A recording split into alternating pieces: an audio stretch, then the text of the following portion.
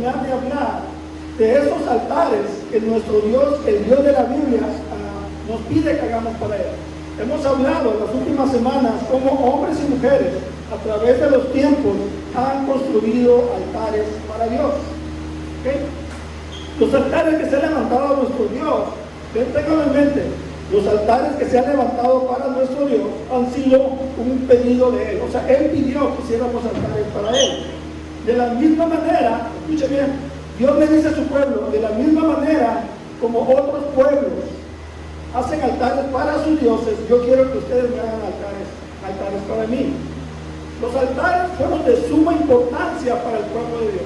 Usted lee la Biblia y usted se da cuenta que los altares que les hacen, que las personas hicieron para Dios, fueron de suma importancia en los tiempos antiguos. Podemos decir que construir altares para Dios se convirtió en algo vital para el pueblo de Dios. O sea, el pueblo de Dios, usted lo mira en la Biblia, en el Antiguo Testamento, y usted lo mira construyendo altares para Dios. Era algo vital para ellos. Era tan vital para ellos el altar de Dios, que cuando ellos regresan del exilio, el pueblo de Dios es esclavizado por 70 años y regresan otra vez a Jerusalén. Y cuando regresan a Jerusalén, lo primero que hacen al llegar es reconstruir el altar de Dios. Escuche lo que dice Esdras 2:3. Dice así: entonces Jesúa, hijo de Johazadak, se unió a sus hermanos sacerdotes y a Zorobabel, hijo de Salatiel, con su familia, y escuchen, ¿se reunieron para qué? Para reconstruir el altar de Dios de Israel. Ellos querían sacrificar ofrendas quemadas sobre el altar según las instrucciones de la ley de Moisés, hombre de Dios. Luego escucha que dice: a pesar de que tenían miedo de los lugareños, reconstruyeron el altar en su sitio original, y luego cada mañana y cada tarde comenzaron a sacrificar ofrendas quemadas al Señor sobre el altar. Quiero que entienda hoy el simbolismo, lo simbólico que era el hacer altares para Dios, y sigue siendo simbólico. Es por ello que es muy importante que entendamos el simbolismo de lo que son los altares para Dios. Porque si nosotros no entendemos lo que significa el símbolo, lo que nos dice, entonces lo vamos a malentender y hacemos cosas que Dios no nos pide que hagan. Es muy importante que entendamos el simbolismo de lo que está pasando.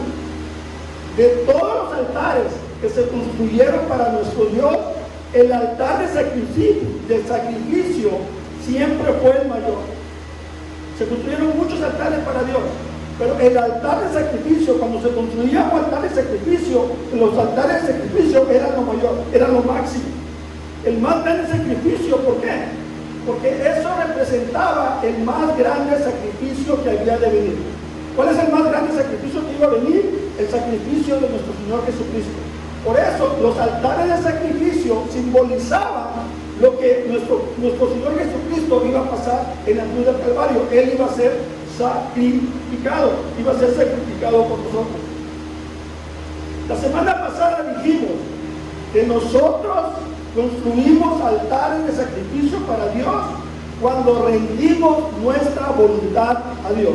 Te lo voy a decir otra vez. La semana pasada dijimos que nosotros en nuestros tiempos construimos altares de sacrificio para Dios en el momento, en la ocasión, cuando rendimos nuestra voluntad a Dios. Cuando tú construyes un altar de sacrificio, debes pensar siempre en la cruz. Cuando usted construye un altar de sacrificio, debe pensar siempre en la cruz. Ese altar de sacrificio fue ilustrado para nosotros en la historia de Abraham. En la historia de Abraham usted puede mirar el sacrificio que Abraham va a hacer. Dios le pide que sacrifique a su hijo amado, a Isaac, y Abraham lo hace. Y lo podemos mirar en Génesis 22:1-2, dice: tiempo después Dios probó la fe de Abraham. Abraham lo llamó Dios. Sí, respondió él, aquí estoy. Toma a tu hijo, tu único hijo, sí, a Isaac, a quien tanto amas, y vete a la tierra de Moriah. Allí lo sacrificarás como una ofrenda quemada sobre uno de los montes que yo te mostraré. Miguel, ¿le puedes bajar al uno a los... por favor?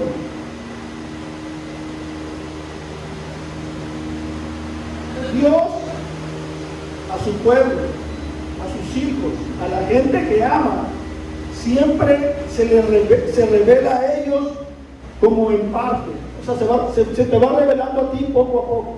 Poco a poco tú vas conociendo más a Dios. Poco a poco tú vas teniendo un encuentro con Dios. Poco a poco tú vas entendiendo mejor a Dios. Por eso la Biblia dice que nuestro Dios nos lleva de gloria en gloria. Cuando nos lleva a Él de gloria en gloria, es que cada vez le entendemos mejor, cada vez lo conocemos mejor. Cuando Dios le pide a Abraham que sacrifique a su hijo amado, ahí Él nos está revelando, escuche bien, el precio que nuestro Dios iba a pagar por usted y por mí. Se lo voy a decir otra vez porque quiero que lo entienda muy bien.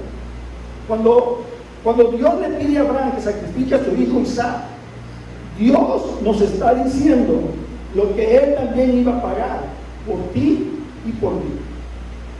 Lo que Él iba a pagar por ti y por mí era su Hijo amado, Cristo Jesús. Cristo Jesús murió en la cruz del Calvario por usted y por mí. De esa manera nos ama nuestro Dios. Dios prometió que Él iba a hacer todo lo posible para que tú y yo nos acercáramos a Él. Y por ello sacrifica a su Hijo amado, llega al mayor sacrificio y da a su Hijo amado por usted y por mí, por simplemente amor, porque quiere Dios que usted y yo tengamos una relación personal con Él en todo tiempo y en todo lugar. Yo les hablo mucho de la historia, yo les hablo mucho de historia y historia. Y dice, ¿por qué el pastor quiere que salgamos aquí muy bien sabiendo mucha historia? Es que ¿saben por qué? Porque si usted conoce la historia, usted se va a dar cuenta de muchas cosas. Además, la historia es tan importante que si usted no quiere mirar la historia, lo más probable es que usted haga los mismos errores que cometió en el pasado. ¿Sí me está entendiendo? Usted tiene que mirar su historia, tiene que mirar la historia de otros, tiene que mirar la historia de los pueblos, de los países, para no cometer los mismos errores. La historia es muy importante. Y la Biblia es un libro histórico. Tenemos que entender la historia, tenemos que entender lo que está pasando. Aquí viene algo bien importante, fíjese bien. El pueblo de Israel llega y van a construir otra vez el monte, van a construir otra vez el altar. ¿Y sabe qué? Ese altar lo construyen en el mismo lugar geográfico donde el templo sería edificado. Fíjese bien, donde Abraham va y va a sacrificar a Isaac, es el mismo lugar geográfico donde se va a construir el templo para Dios. Déjeme explicárselo más a nuestro tiempo para que usted me entienda. Todos tenemos un celular inteligente, ¿verdad? No me diga que no. Y tenemos un GPS ahí, ¿verdad? Y usted pone el GPS y usted lo pone y le da las coordenadas exactas de dónde está usted, ¿verdad? Le da, espero que no me equivoque, le da latitud y longitud, ¿verdad? Usted sabe dónde exactamente está usted. Donde iba a ser sacrificado a Isaac es el mismo lugar geográfico donde tiempo después, años después, se iba a construir el templo para Dios. ¿Y sabe qué? Y estaba bien cerquita, vamos a decir que a 2 cuadras del Gólgota. ¿Saben cuál es el lugar del Gólgota? El Gólgota es un lugar donde nuestro Señor Jesucristo fue crucificado.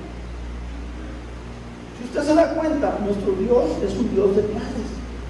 Fíjese bien, donde Isaac iba a ser sacrificado, ahí se construyó el templo, y ahí es el mismo lugar donde nuestro Señor Jesús iba a ser crucificado por usted, iba a ser crucificado por mí. Hoy sabemos nosotros que la intención de Dios no era que Abraham sacrificara a Isaac. Lo sabemos, ¿por qué? Porque conocemos la historia, ¿verdad? Conocemos la historia de lo que pasó, por eso sabemos que nunca fue la idea de Dios de que Abraham sacrificara a Isaac. Esta era una prueba, porque porque Dios le dijo a Abraham que era una prueba. Y hemos aprendido, aquí vamos, recuerden, una prueba en nuestro tiempo nos lleva a saber cuánto confiamos en Dios. Las pruebas siempre nos van a llevar a saber cuánto confiamos en Dios. Quiere decir que un altar de sacrificio, cuando usted y yo hacemos un altar de sacrificio, estamos mirando o estamos declarando cuánta confianza tenemos en Dios. Cuando usted hace un altar de sacrificio, usted se da cuenta cuánta confianza usted tiene en Dios. Me gusta lo que dice Esdras 3:3, dice: a pesar de que tenían miedo los lugareños, reconstruyeron el altar en su sitio original. Muy importante. Estos hombres regresaron y construyen el altar. Y cuando construyen el altar, ellos tenían miedo de las otras personas les fueran a hacer algo. ¿Por qué? Porque las otras personas tenían otras religiones, tenían otras cosas, pensaban diferente. Pero ellos, a pesar de tener miedo de lo que les fueran a hacer, reconstruyen el altar de Dios en el sitio original, en el sitio donde deberían hacerlo. Y luego dice que todos los días ofrecían a Dios sacrificios. Dice que en las mañanas y en las tardes, todos los días, mañana y tarde, ellos ofrecían sacrificios a nuestro Dios. O sea, a pesar de tener mucho miedo de lo que le fueran a hacer las personas que vivían a su alrededor, ellos mañana y tarde declaraban su confianza en Dios. ¿Me está entendiendo? Ellos tenían miedo. Ellos tenían mucho miedo de lo que le fueran a hacer. Pero a pesar de ello, mañana y tarde hacían sacrificios para nuestro Dios. Mañana y tarde le decían a la gente: te tengo miedo, sí, pero ¿sabes qué? Tengo más confianza en Dios. Tengo más confianza en Dios. Tengo miedo de lo que me pueda pasar, sí. Tengo miedo de esto, sí, pero ¿sabes qué? He puesto toda mi confianza en Dios. Toda mi confianza en Dios. El altar que nosotros hacemos para nuestros dioses, para nuestro Dios, perdón, es un llamado para poner a Dios primero, ofreciéndole a Dios lo mejor de nuestras vidas. Cuando nosotros hacemos un altar a Dios y le traemos sacrificio, usted y yo le tenemos que dar lo mejor de nuestras vidas, confiando de que Dios siempre nos va a dar mucho más de lo que nosotros le ofrecemos. Siempre Dios te va a dar mucho más de lo que tú le ofreces, mucho, pero muchísimo más. Te lo puedo decir por experiencia. Recuerde, dijimos durante las últimas semanas que estábamos hablando de los altares para Dios, que los altares para Dios son lugares de transacción con Dios. O sea, usted le lleva algo a Dios y Dios le da algo a cambio. En los altares de aquellos tiempos, como en los altares de nuestro tiempo, son lugares de transacción. O sea, usted le lleva algo a Dios y Dios le devuelve algo a usted. El altar de sacrificio de los tiempos antiguos era un servicio muy elaborado y con mucho simbolismo. Y de eso vamos a hablar ahora. Los altares antiguos era algo muy elaborado, hacían muchas cosas, pero tenemos que entender el simbolismo de todo lo que estaba sucediendo para que usted y yo, cuando construyamos altares para nuestro Dios en nuestro tiempo, lo entendamos bien y lo hagamos bien. Cuando se hacía un altar de sacrificio, era mucho lo que sucedía durante ese sacrificio. Lo primero quiero que se imagine esto. Está el altar de sacrificio. Imagínense, este es el altar de sacrificio. Y hay una fila de gente viniendo a ofrecerle sacrificios a Dios. Cada uno de ellos traía un corderito con ellos. Cada uno de ellos traía un corderito con ellos. Al llegar al altar, el sacerdote tomaba el cordero y ponía una mano en el cordero y la otra mano sobre la persona. O sea, él ponía una mano en la persona y otra mano en el cordero. Esto es lo que hacía el sacerdote. Quiero que entienda lo que el sacerdote representaba. Es muy importante que usted y yo entendamos al sacerdote. El sacerdote en ese momento, él era el mediador entre Dios y los hombres. O sea, ellos traían el cordero, acuérdense, había una transacción. El sacerdote simplemente era el puente, era la manera como Dios se unía con las personas. en los tiempos antiguos. En nuestros tiempos, cuando usted y yo traemos algo hacia Dios, tenemos un mediador. Escuche lo que dice 1 Timoteo 2:5, dice: porque hay un solo Dios y un solo ¿qué? Mediador entre Dios y los hombres. ¿Quién es? Jesucristo hombre. En los tiempos antiguos era un sacerdote, era una persona el que hacía era el puente, era la unión. En nuestros tiempos, quiero que entienda, esto es muy importante, su sacerdote, el sumo sacerdote que hoy tenemos, nuestro mediador entre Dios y nosotros, es Jesucristo hombre, nadie más, nadie más. Quiero que entienda esa parte, es muy importante que usted entienda que el único mediador entre Dios y nosotros es Cristo Jesús. El sacerdote, luego de poner sus manos en el corderito y la persona, el sacerdote agarraba el corderito y le cortaba el cuello. Y la sangre era esparcida. Ahora quiero que entienda el simbolismo del cordero. El cordero que ellos llevaban era un cordero, era un bebito cordero, y era un cordero bebito que no tenía ni una falla. No tenía ni una falla. Nada le fallaba. Y eso es lo que ellos traían a Dios. Un día, Juan el Bautista estaba bautizando y Jesús se acerca a él. Y Juan el Bautista en Juan 1:29 dice así: al día siguiente Juan vio a Jesús que se acercaba a él y dijo: aquí tienen el Cordero de Dios que quita el pecado del mundo. Aquí tienen el Cordero de Dios que quita el pecado del mundo. Juan le dijo a las personas de su tiempo y nos dice a nosotros que Jesús es el Cordero de Dios. Que Jesús es el Cordero de Dios. Y el Cordero de Dios, ¿qué es lo que simboliza el Cordero de Dios? Que Él quita el pecado del mundo. Él quita el pecado del mundo. Jesús, Juan nos anuncia que Jesús es el sacrificio perfecto que tú y yo podemos presentar a Dios. Y también nos revela el propósito de este acto. ¿Cuál es el propósito de llevar el Cordero? ¿Para qué? Para que el pecado sea quitado del mundo. Cuando uno mira a los altares, lo que sucedía en los tiempos antiguos, podemos decir que la escena es sangrienta. ¿Sabes cuántos videojuegos de esos que son en vivo? ¿Cómo se llaman los videojuegos esos? Esos donde salen y matan gente. Era sangriento, como los videojuegos que usted mira. Así era. Y los altares era un lugar sangriento. La sangre corría a raudales. Mire, yo fui un fanático de las cosas mayas, de los olmecas. Yo era fanático. Yo aprendí, yo leía mucho de eso. Y los olmecas, los mayas, los aztecas hacían muchos sacrificios a sus dioses. Y lo que corría, lo que había en mucho, a raudales, era la sangre. La sangre. Entonces usted se pregunta, ¿por qué la sangre? ¿Por qué el derramamiento de la sangre? ¿Por qué es importante ese derramamiento? Porque en nuestro tiempo se ve muy feo, ¿verdad? Oye, pobre corderito, ¿verdad? Pobrecito, ¿verdad? Si usted lo hiciera en este tiempo, lo meten a la cárcel. ¿Por qué? ¿Está usted abusando de un pobre animal? En aquellos tiempos no. Entonces usted se pregunta, ¿por qué la sangre? ¿Por qué el derramamiento de sangre? ¿De dónde viene eso? ¿De dónde viene eso? Fíjese lo que dice Levítico 17:11. Y aquí va a aprender usted algo muy importante acerca de la sangre. Dice: porque la vida del cuerpo está fíjese bien, porque la vida del cuerpo está en la sangre. Les he dado la sangre sobre el altar con el fin de purificarlos, para hacerlos ¿qué? Justos ante el Señor.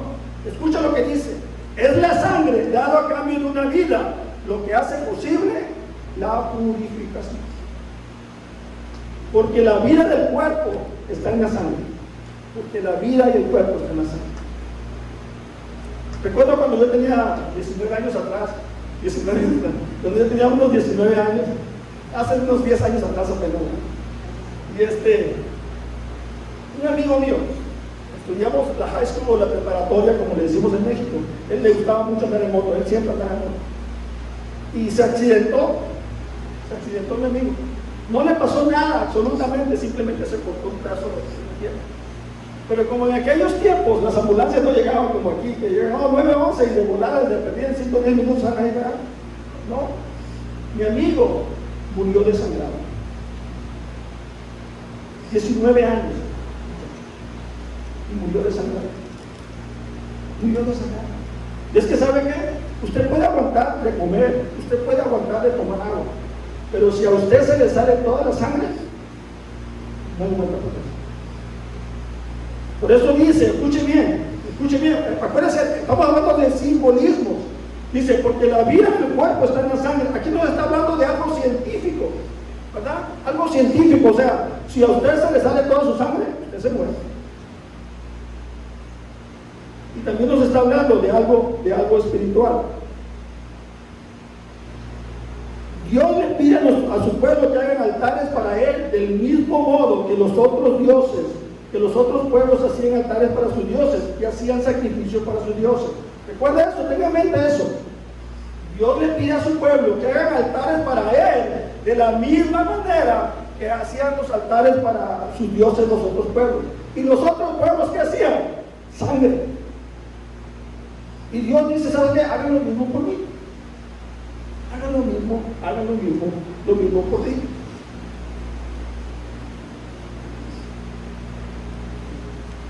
Y aquí viene lo espiritual.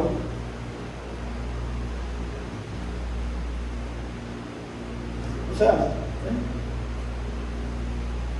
no se preocupe, no lo voy a sacrificar. No se deja pedir la nota.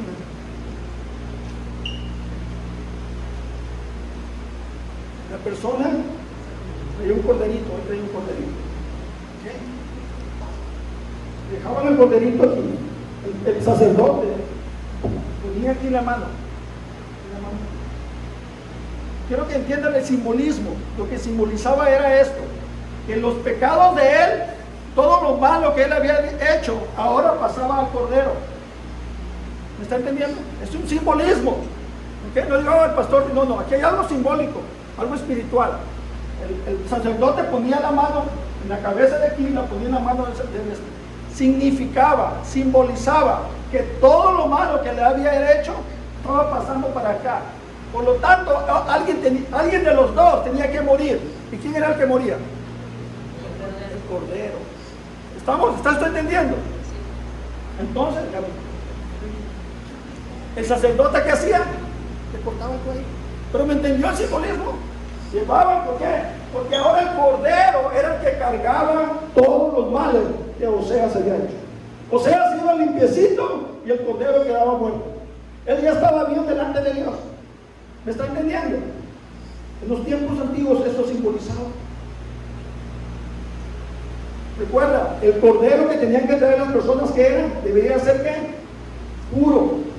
No tenía que haber ninguna falla en él. Jesús es el único hombre que nunca cometió pecado. Por eso es el Cordero de Dios, el inmolado, porque Él era el único santo, el único que podía pagar por usted y por mí, el único que podía ser sacrificado para que usted y yo nos pudiéramos poner a cuentas con Dios. Es por ello que Jesucristo, quien no cometió pecado, es sacrificado y su sangre es derramada como sustitución por todos los culpables. ¿Quiénes somos los culpables? Todos nosotros. Todos nosotros. ¿Me está entendiendo? El simbolismo de ahora y lo que Cristo hizo por usted. Es por ello, por lo que yo quiero que usted entienda esto. La sangre de Cristo es sumamente poderosa. Porque la sangre de Cristo es sumamente poderosa. ¿Es poderosa para qué?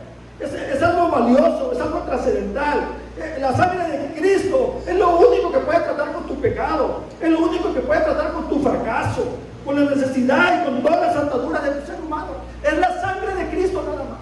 No hay otra cosa en nuestros tiempos y en los tiempos antiguos que pueda tratar con tu pecado, con tu fracaso, con tus debilidades, con tus malos hábitos. No hay nada. Lo único que puede tratar con tu pecado y con todo lo malo que hay en ti y en mí es la sangre de Cristo. Es la sangre de Cristo.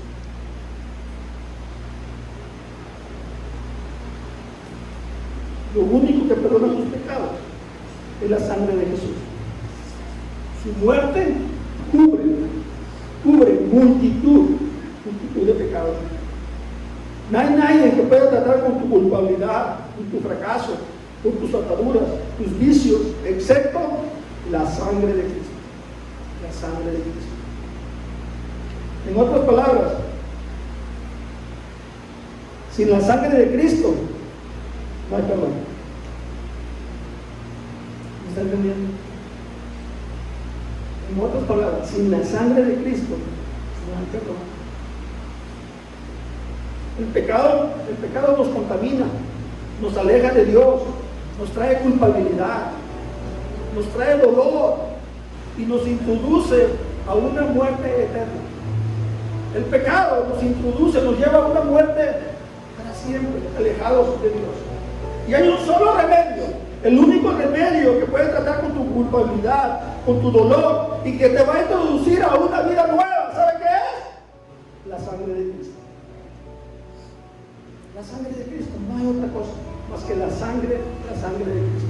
La sangre nos limpia, nos reconcilia con Dios, nos limpia la conciencia y nos introduce a la nueva vida. Usted un día se va a morir, se lo van a comer los gusanos, pero ¿sabe qué? Su espíritu, si usted ha declarado a Jesús como su Señor y Salvador, su espíritu va a estar con Él por la eternidad, porque la sangre de Cristo es poderosa.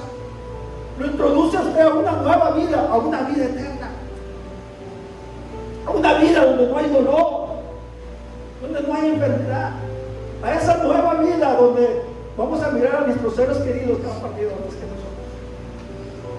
Qué esperanza tan grande tenemos nosotros, que sabemos, tenemos la confianza de que un día vamos a mirar a aquellos que se fueron antes que nosotros. Es la sangre dada a cambio de una vida lo que hace posible la purificación, dice el verso que dijimos. Es la sangre dada a cambio de una vida lo que hace posible la purificación. Lo que hace posible que tú seas santo y puro delante de Dios es la sangre de Cristo. No lo que tú haces, no es lo que tú dices, no es lo que tú piensas, no son tus malos hábitos, no nada de eso. Lo único que te hace puro delante de Dios es la sangre de Cristo.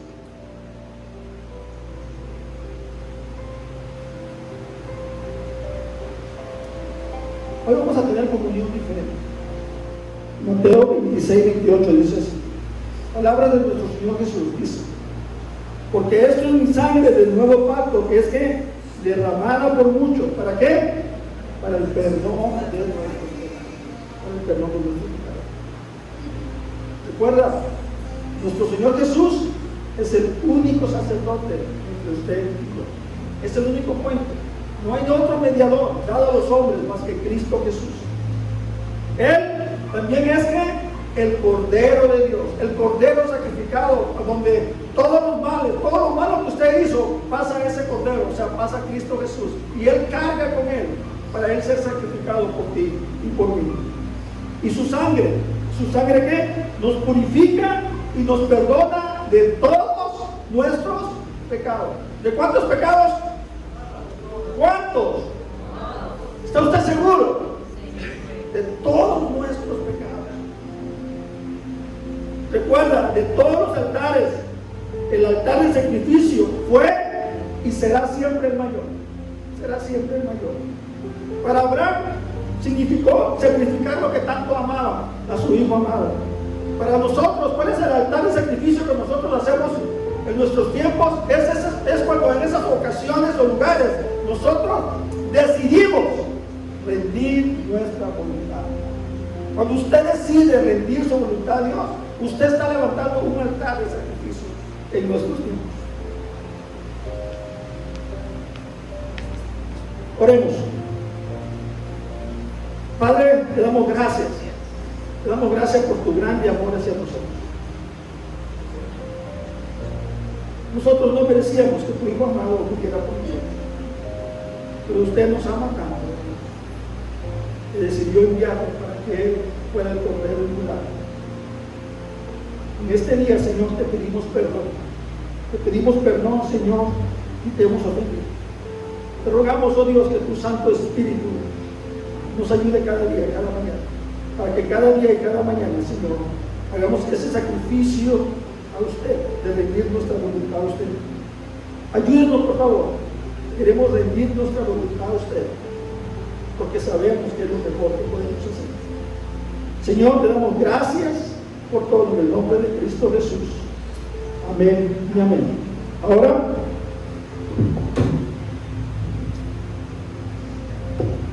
tomemos el pan. El pan representa el cuerpo de nuestro Señor Jesús. Bueno, este es un simbolismo. Quiero que entiendas esa parte. El pan representa el cuerpo. Tomamos del cuerpo del Señor.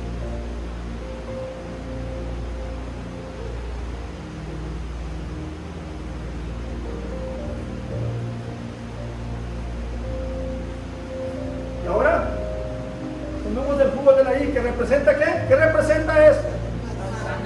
Y la sangre de Jesús es poderosa ¿para qué? ¿Para qué es poderosa?